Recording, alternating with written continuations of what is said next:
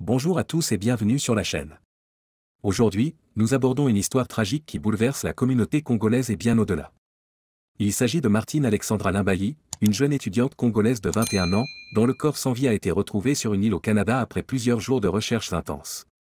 Cependant, malgré cette découverte macabre, sa mère, pleine d'espoir, continue d'affirmer qu'Alexandra n'est pas morte. Nous allons revenir sur les faits, les recherches et cette déclaration bouleversante de sa maman.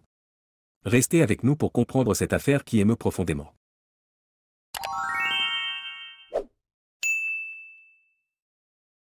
Après des jours d'inquiétude, ce mardi, le corps sans vie de Martine Alexandra a été retrouvé sur une île appelée Quentin, située non loin de l'endroit où les recherches avaient débuté. La tristesse et le choc se sont emparés de tous ceux qui avaient participé aux recherches dans l'espoir de la retrouver vivante. À ce stade, les autorités canadiennes n'ont pas encore dévoilé les causes exactes de son décès, mais une enquête a été ouverte pour faire la lumière sur cette affaire tragique. Alors que la nouvelle du décès d'Alexandra commence à se répandre, sa mère, inconsolable, refuse de croire à cette réalité. Selon elle, Alexandra n'est pas morte. Elle insiste sur le fait que des zones d'ombre entourent cette disparition et que quelque chose ne semble pas normal. Ces paroles émeuvent profondément, et on ressent l'immense douleur d'une mère qui refuse de dire adieu à son enfant sans obtenir des réponses claires. Bonjour, je m'appelle Rosemine, je suis congolaise d'origine vivant à Kinshasa. Je suis la maman d'Alexandra, une congolaise vivant au Canada, à Québec, précisément dans la ville des Trois-Rivières où elle est étudiante à l'université et elle combine avec un job étudiant. Je fais cette vidéo parce que ma fille est introuvable depuis le mercredi. Le lundi, nous, on a très bien échangé avec elle, tout était normal, tout était parfait, très bien. Le mardi, son papa l'a écrit, son papa a parlé avec, lui a dit, je vais envoyer ton argent de loyer le mercredi ou le jeudi. Il s'est même excusé parce que normalement, on envoie des 27, déjà le 27 ou le 28, en tout cas avant les 30. C'est ce que la coloc réclame souvent. Alors, du coup, le mercredi, on n'a pas eu à échanger avec. Le jeudi, son papa a envoyé l'argent le matin. Et après, il a écrit les messages après, comme toujours. Souvent, l'habitude, elle a l'habitude de recevoir et puis dire, ok papa, j'ai reçu, mais là, je suis soit à l'université ou je suis à mon job étudiant. Dès que je finis, soit tout de suite après, je récupère ou bien ma journée, elle sera chargée, je vais récupérer demain comme je n'aurai rien à faire. Ça a toujours été ça. Mais il n'y a pas eu de feedback de sa part. Le jeudi, là, quand on a envoyé l'argent. Mais on s'est dit, bon, comme toujours, parfois elle revient toujours et tout à dire, non maman, tu sais, j'étais un peu occupée, j'étais au boulot et tout, et j'avais examen, j'étais à l'université, j'étais tout ce qui va avec. Parce que parfois vous arrivez à parler directement. Quand vous vous appelez ou bien quand vous vous écrivez, parfois aussi il arrive, vous savez, avec les fuseaux horaires, vous pouvez laisser un message et la personne vient vous répondre après ou des heures après, vu le fuseau horaire. Alors, le jeudi, Alex n'a pas fait de signe. Ça nous a inquiétés. Alors, on s'est décidé, non, le vendredi, de contacter sa coloc. Nous, c'était le matin. Eux, là-bas, c'était le matin. Il fallait attendre qu'il se réveille. Nous, c'était à 14 h. Là, il était 14 h, je crois, 6 h chez eux ou 7 h. On appelle Louane. Son papa a parlé avec... Mais moi aussi. Moi, je parle de mon appel à moi, la maman.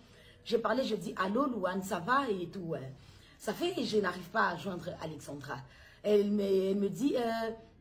oui, ça fait 2 jours que moi je l'ai vu. Moi, personnellement, j'étais à la maison et ça fait 2 jours que je l'ai vu. Et là, ça fait 2 jours, moi, je ne suis pas à la maison. Je suis chez mon copain ou chez mes parents et voilà.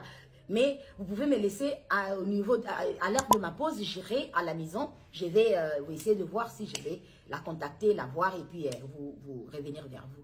Je dis, mais là, je suis vraiment très inquiète, Louane. Je ne sais pas. Oui, madame, je vous comprends très bien et tout. Alors, j'attends un peu et tout, et puis je lui rappelle encore et tout. Je suis pas encore partie et tout, mais après, je pars, dites-moi dans combien de temps. Non, dans une demi-heure, peut-être je serai, ouais. Je dis, ok, d'accord. Après, tout de suite, après, quand on se raccroche, elle m'envoie un SMS, parce qu'avec avec Louane, je ne parle pas sur WhatsApp, c'est juste l'appel normal et tout. Donc, elle me fait un SMS pour me dire, faites-moi, rappelez-moi, j'ai la suite... et j'ai les nouvelles de mon coloc.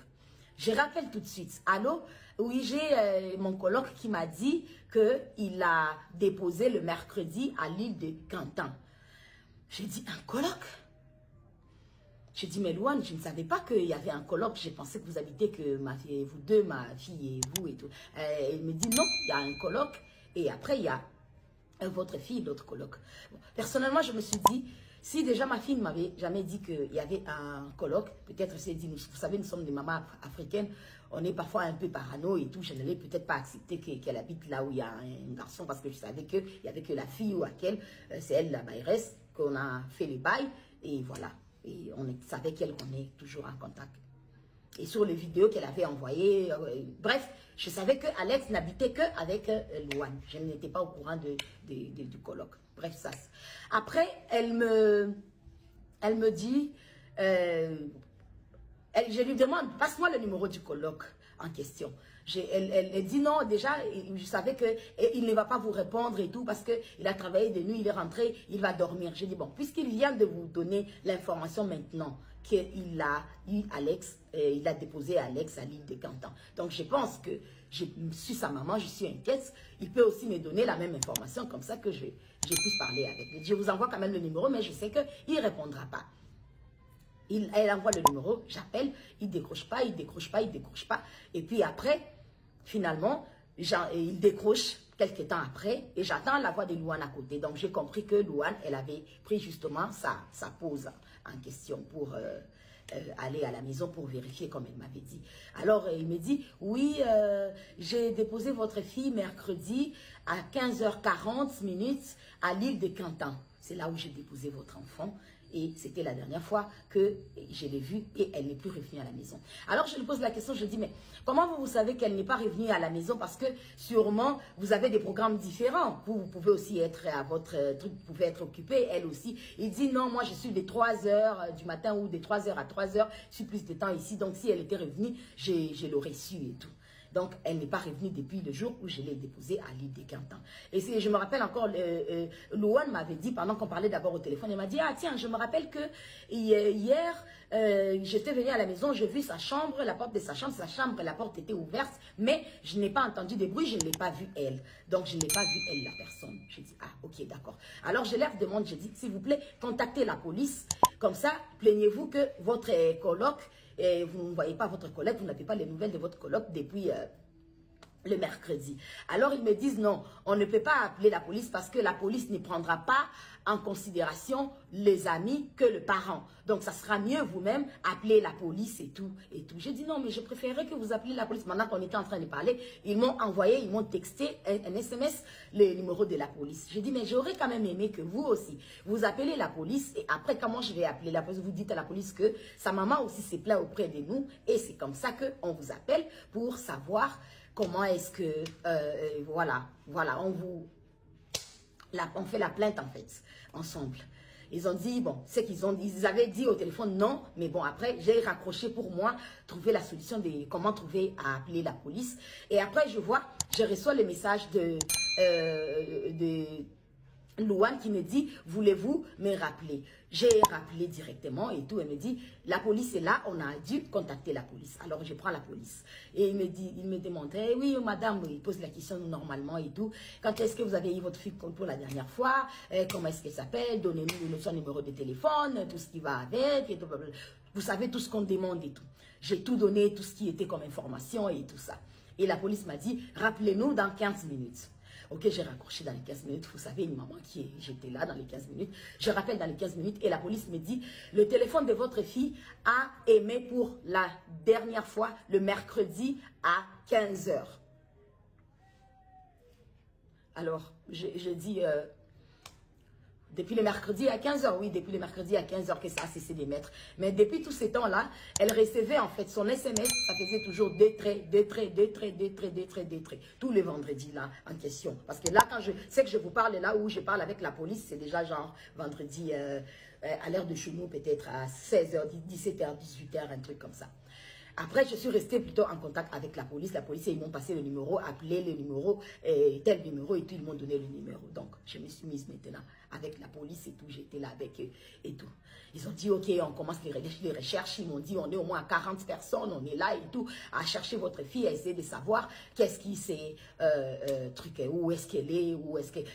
on est déjà chez elle ici à la maison, on est arrivé, on va prendre, je sais pas. Bref, tout ce qui est faux pour pouvoir retrouver votre enfant. J'ai dit, ok, d'accord. Je vais attendre qu'est-ce que la police va me dire. Bon, vous savez, je suis une maman.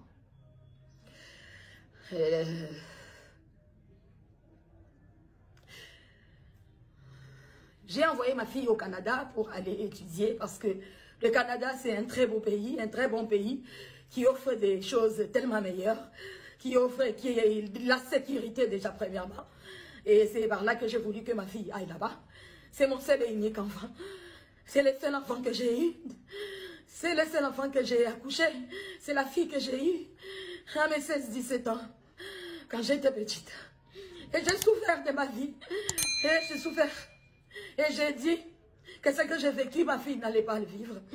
Il fallait que je me batte pour pouvoir offrir une vie meilleure à ma fille. Alors, c'est pourquoi j'ai envoyé ma fille au Canada pour aller étudier. Je suis une mère à ce moment, une mère à ce moment tellement triste. Mais Alex, je m'arrêtais de dire, ma fille, reste forte. Je n'arrêterai pas de te chercher jusqu'à ce que je te retrouverai, mon enfant, mon bébé. On a un slogan, ma fille et moi. Alex et maman contre le monde entier. Et je lui dis toujours, si quelque chose t'arrive, qu'est-ce qui m'arrivera à moi? Elle répond, tu vas mourir. Oui, Alexandra, je vais mourir. Hein. Je vais mourir, hein, mon bébé. Parce que j'ai passé dans les messages, comme je vous dis, les téléphones, les WhatsApp de ma fille, a continué à passer tous ces vendredis-là, depuis là toute la journée, jusqu'à le dernier message à 1h05 devant la nuit de vendredi à samedi, que plus rien, un trait. La disparition de Martine Alexandra a suscité une vague d'émotions, non seulement au sein de la communauté congolaise, mais aussi chez tous ceux qui avaient suivi cette affaire de près. Des hommages ont commencé à affluer sur les réseaux sociaux, où de nombreux messages de condoléances ont été envoyés à la famille. Cependant, la douleur de ne pas savoir ce qui est réellement arrivé à Alexandra persiste. Les autorités canadiennes continuent leur enquête pour comprendre les circonstances exactes de ce drame. Des questions restent en suspens, s'agit-il d'un accident, d'un acte criminel, ou y a-t-il une autre explication à cette tragédie? Cette histoire tragique nous rappelle la fragilité de la vie et l'importance de ne pas baisser les bras tant que toute la lumière n'a pas été faite. La mère d'Alexandra, ainsi que toute sa famille et ses proches, attendent toujours des réponses. Nous espérons que l'enquête pourra rapidement fournir des éléments clairs pour comprendre ce qui s'est réellement passé. Si vous souhaitez suivre l'évolution de cette affaire, n'hésitez pas à vous abonner à la chaîne et à activer les notifications. Nos pensées vont à la famille de Martine Alexandra en cette période difficile.